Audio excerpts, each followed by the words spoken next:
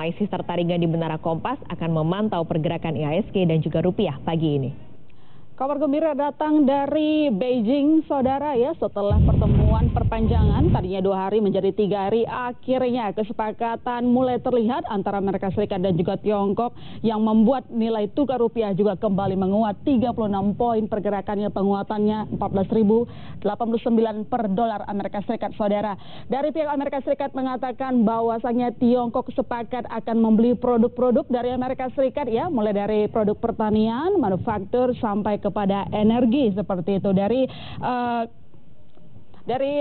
pihak Amerika Serikat di sini ada Robert yang mengatakan bahwa ini kedua negara sangat concern untuk mencapai kesepakatan yang adil dan memiliki timbal balik, saudara. Jadi ini menjadi salah satu sentimen yang sangat ditunggu oleh pasar karena sebelumnya pasar wait and see setelah adanya kesepakatan ini mungkin saja nanti akan mendorong pergerakan nilai tukar rupiah akan berkinerja baik, saudara. Tapi dari pemerintah mengatakan meski memang nilai tukar rupiah menguat karena faktor eksternal yang begitu positif mendukung pergerakan nilai tukar rupiah, pemerintah masih akan tetap waspada dan melihat kondisi eksternal atau domestik, saudara. Berikut pernyataan dari Menteri Keuangan Sri Mulyani.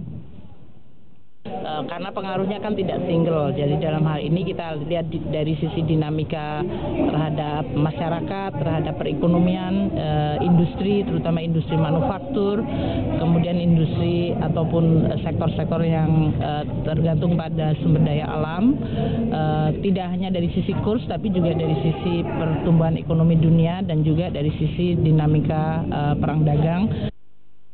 Ya, itu dia tadi, tapi yang pasti dari kantor perwakilan dagang Amerika Serikat Robert Lighthizer mengatakan bahwa nantinya hasil kesepakatan atau perbincangan yang sudah terjadi di Beijing yang diperpanjang 3 hari itu akan dibawa kembali ke Washington untuk melihat apa nanti respon dari Amerika Serikat, saudara. Selain itu memang diprediksi oleh pasar bahwa nantinya Lighthizer akan bertemu dengan Liu He, ini merupakan asisten ekonomi Xi yang mengepalai negosiasi dari Tiongkok, saudara. Apa kabar dengan indeks harga saham gabungan? Penutupan perdagangan ditutup 1,5%. Indeks harga saham gabungan hari ini menguat 0,10%, posisi 6.273, berbeda dengan mayoritas pergerakan di pasar saham Asia, saudara.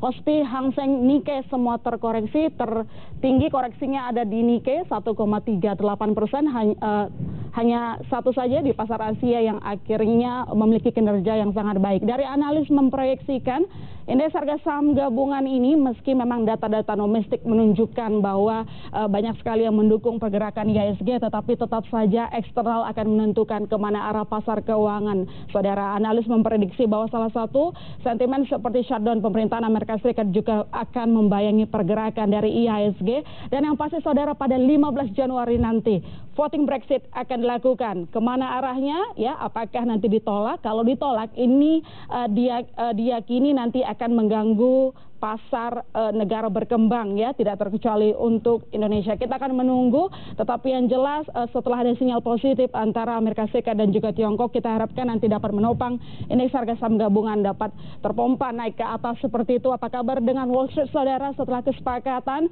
bagaimana Tiongkok berjanji akan membeli produk-produk dari Amerika Serikat seperti pertanian, manufaktur dan juga energi. Wall Street ya, semua naik, saudara. Dow Jones, S&P 500 dan Nasdaq naik ya. Dow Jones 0,39%, S&P 500 0,41% dan Nasdaq 0,87%. Tetapi meski memang sudah ada sinyal yang cukup positif, ada yang perlu kita perhatikan, saudara. Dari Bank Sentral Amerika Serikat, The Fed sudah menyatakan sikap yang sangat dovish yang mungkin baru akan menaikkan suku bunganya Maret atau bahkan lebih jauh karena mereka masih akan melihat kondisi ekonomi global yang sekarang sudah diproyeksikan akan bertumbuh melambat seperti itu. Jadi di Amerika ada data-data ekonomi mereka yang positif, tetapi sikap dovish dari The Fed ini membuat pasar sedikit agak bingung begitu menentukan sikap. Apa kabar dengan perkembangan di Amerika Serikat? Kita ke komoditas, saudara. Harga minyak sekarang sudah agak membaik ya, di 52, terkoreksi masih 1,22%, di bawah $60 Amerika Serikat per barel. Ya, ini jadi salah satu hal yang akan membuat menentukan current account deficit kita arahnya akan kemana. Kalau semakin tinggi harga minyak, maka ini berpotensi akan melebarkan current account deficit kita, saudara. Yang jelas, saudara, sudah ada yang positif ya, ketika harga minyak turun, akhirnya harga Pertamax juga turun. Nah, ini dia, saudara, ketika harga minyak turun, mungkin sangat baik untuk konsumsi, nantinya inflasi juga mungkin akan terjaga, karena memang mayoritas konsumsi dalam negeri ini sangat besar untuk melakukan impor migas, seperti itu. Ya, itu dia tadi, saudara, semoga nantinya setelah antara perang dagang ataupun hasil kesepakatan di Beijing ini membawa angin segar terhadap emerging market seperti Indonesia. Kita tunggu sampai akhir perdagangan nanti, Pak Skalis.